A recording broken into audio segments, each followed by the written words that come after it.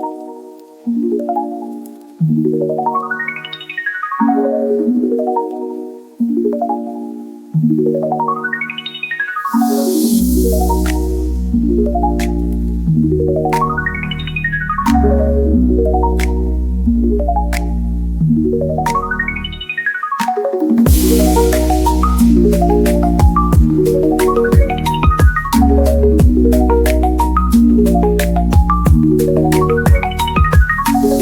are you? From wherever you are watching us, there is the People's Bench, and welcome to the program. I am your host, Fred Ogello, and we are coming to you from Muthu Silver Springs Hotel here in Nairobi, a very wonderful place where you can just come and relax. For much more about this facility, you can scan the QR code right on your screen, and you will be able to get much more. Tonight we are talking about matters, sanity in our politics, political environment, and how it affects our businesses and our daily life. And to discuss this and much more, I'm privileged to have the CEO of Seth Ogello Foundation. He is an advocate, he is an economist, he does a lot in the society. We want to look at what can we do even to restore sanity in our political environment. How are you, sir? Thank you so much. Yes, Mr. Ogello. Yes, sir. Nice to have you on the bench. Nice to meet you. Yes. Yes. I don't know if there's something that I've not said about yourself. Probably you can introduce yourself further, tell our viewers who exactly you are, what you do. Thank you, Fred. My name is Seth Ogello, rightly as you've said. I am the CEO of Seth Ogello Foundation, which is a non-government organization that focuses on climate change and environmental conservation. Aside from that, I am also an economist, and I have also done postgraduate diploma in tax administration. So a bit of tax here, a bit of environment there, and so many more. So today I know we'll focus about the politics and peace. So yes, that's all about me. And soon an advocate too. And soon an advocate. An advocate in waiting. In waiting. Yes. Thank you so much, my brother. Yeah. I have followed up the kind of work that you are doing in the society. And one thing stands out, the importance of peace when it comes to the things that we are doing in society, and particularly your work. You know, I've seen what you are doing. Could you kindly tell us how important is a political environment when it comes to the suitability, or in terms of how we need to be doing our things? That is well, correct.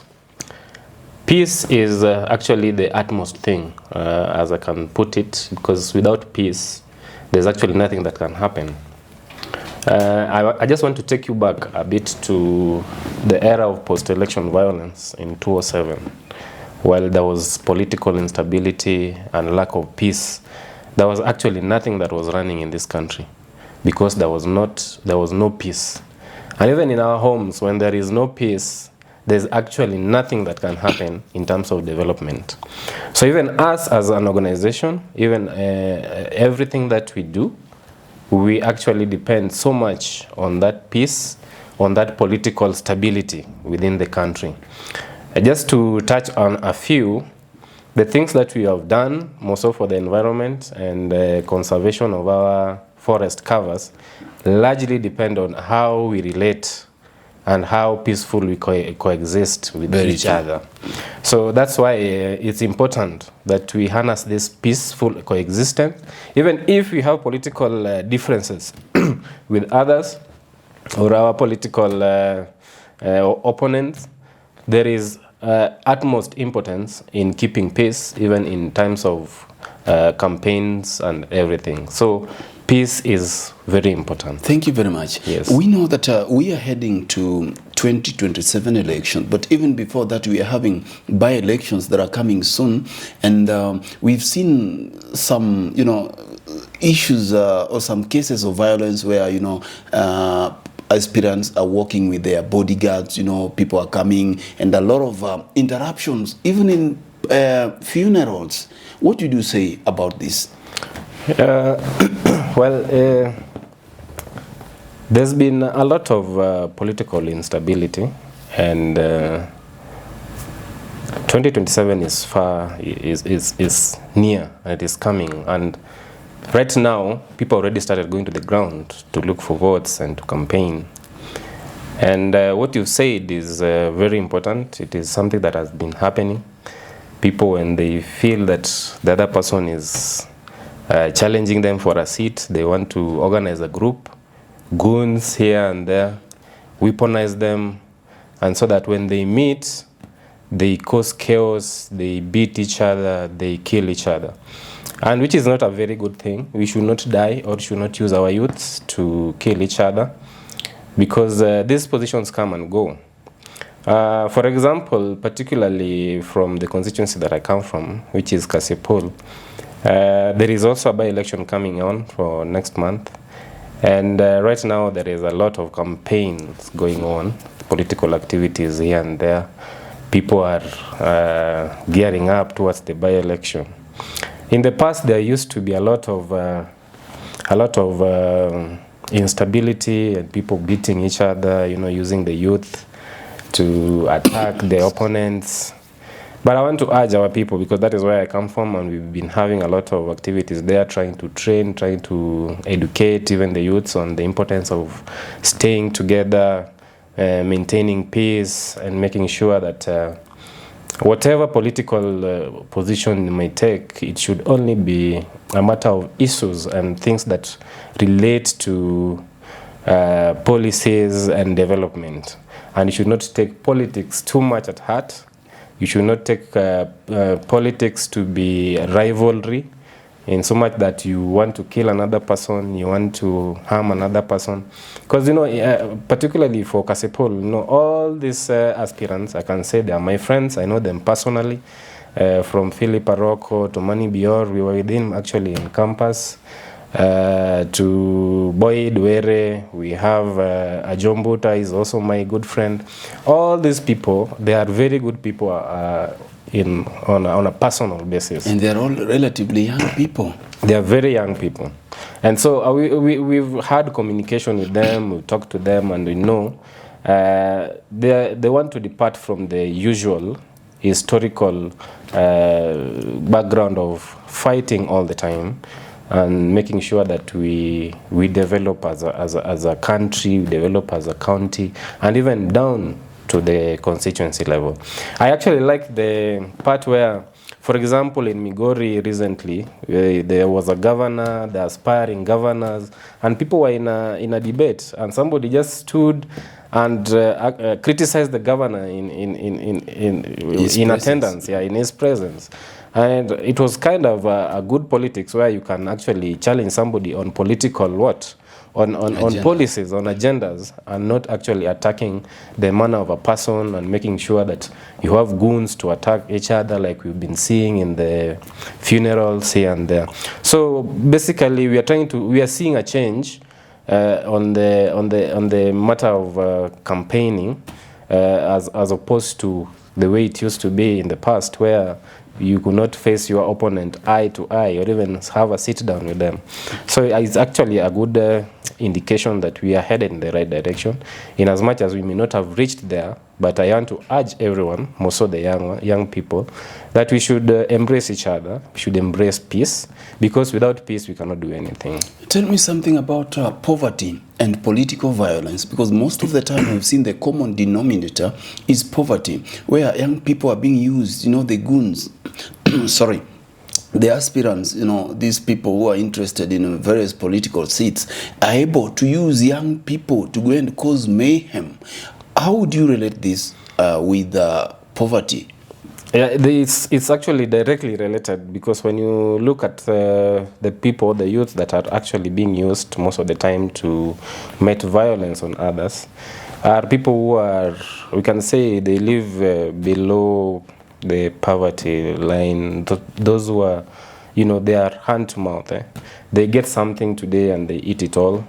So they would easily be wooed by 200 shillings given out, 500 shillings given out, so that they can go and commit violence on others. And that is where we are coming in as an organization also, to try and elevate people from poverty. And one of our model that we are using right now is for the conservation of the environment. And this is what we use. For example, we have a project where we want to engage, we're actually engaging the community in coming up with tree nurseries. They develop their own tree nurseries. Then we'll go and check those tree nurseries. We are then able to buy that tree nurseries from them. After buying the tree nurseries from them, we give those people those seedlings to plant on their shambas, wherever they are, their piece of land. After planting these saplings in their piece of land, after a certain time, we'll go and inspect if those seedlings are actually growing. If they are well taken care of and they are growing, we'll also give something to motivate them on to continue doing what, taking care of those trees. In essence, we are trying to empower them, to give the young people, our women, and everybody who wants to join us, to empower them economically. So that when you are empowered economically, then there's no one who will come and tell you that, I'm going to give you 200, I'm going to give you 500, to attack your fellow person or even your neighbor. You will not do that. So poverty is a major cause for the use of these people who are used to commit violence on others. And I know we are working together with like-minded partners so that we can be able to elevate poverty. And also, the government is also in hand in making sure that at least, if not all, but at least there are some people who are engaged in economical activity, development areas, so that they are not idle and they are also economically empowered. That's very interesting to hear what you are already doing on the ground. And what are some of the challenges that you meet on the ground when you are trying to reach to these young people and also bring these political players together so that we are able to have a good environment that peace can thrive, and also some other activities?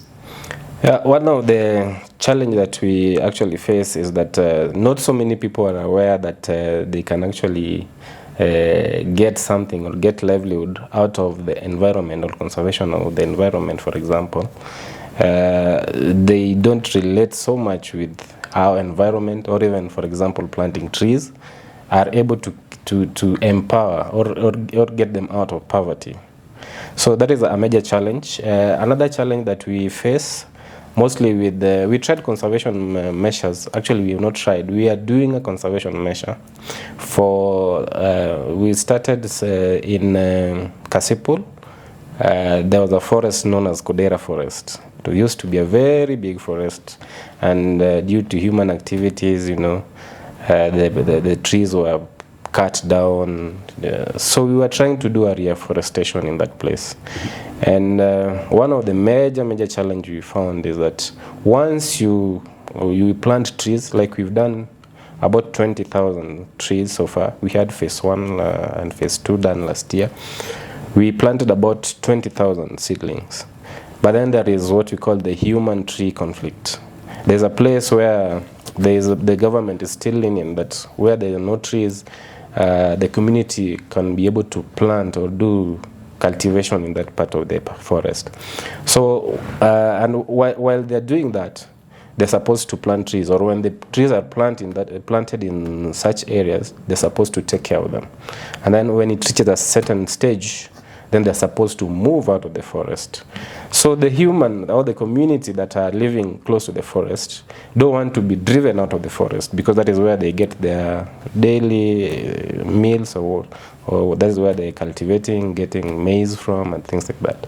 So they would want to fight with the planted trees. So you do the planting today, after 2 months they're not there, because they have uprooted them, or they use some weed control pesticides that actually kill the plant. So there's a major challenge. Another thing is that there are some there's just lack of information. Lack of information or knowledge on behalf on the general public or the youths. Some of these things, when we can do proper education, we can do proper training, then they are able to take up the measures, they are able to grow economically, and then they will not be used by politicians to kill other people or to harm other people. Thank you. Even as we are winding up, what should we do? What should the government and the political class do so that we don't see young people being maimed? We don't see the increase of violence even as we are heading to 2027. One thing the government should do, and which sits at the top of the list, is to provide employment opportunity for our young people. That is a very important aspect, that when you are empowered economically, when you have somewhere to wake up to go to, then you know somebody will not come and tell you, we want to give you 200 shillings, we want to give you 300 shillings to go and do a certain thing. Another thing is the regulation of the informal sectors, like the border guys. Those are some of the people that normally are being used by the politicians and those who want to commit violence on others. So when we do a proper regulation on these sectors, then we are able to curb or at least reduce the number of violent activities that may cause harm. Another thing that may be not just the government, but the politicians themselves. I mean, everyone, these people, they know each other. They're actually very good friends, even across the bridge. For example, our president and the Right Honorable Raila Amolo Odinga. These guys, they had a contest. But then what happened? Right now they are together. Working together. They are working closely. So, our people should be able to see that as an example and know that these people, the politicians and everybody else, they're just friends. It just should be a matter of political ideologies that differs. But on a personal basis, they should be friends. We should campaign on a platform of peace. We should campaign on a platform of what are you going to do for the people? Thank you. What is the other person going to do for the people? Then we are able to make our community live together in peace, and even surpass after the elections. Then there is room for cohesion. People can come back together very fast, and then we build our nation together. And there is life after elections. There is always life after It's elections. not life and death. It's not life and death. Thank you very much. And with that, we've come to the end of our conversation. Sorry. And with that, we've come to the end of our conversation tonight. It has been the People's Bench coming to you from Muthu Silver Springs Hotel here in Nairobi. Again, a very wonderful place. If you want much more, you can scan on the QR code right on your screen and you will be able to find much more. We had a privilege to have a conversation with Mr. Seth Ogello, the CEO of Seth Ogello Foundation. They're doing wonderful work outside there on the environment, but more importantly also on matters peace and how can we have a good political environment so that we are able to move our country forward. For much more, until you're able to do it, please, you can subscribe on your YouTube right there at the People's Bench or at Fred Ogello Live, so that anytime we post this kind of conversation, you will be able to see them. Until that time, or until next time, may God bless you and bye-bye. Thank you so much. Thank you so much. That was good, my brother. Thank you so much. We do it again next time. Next time. How was the bench? The bench was hot.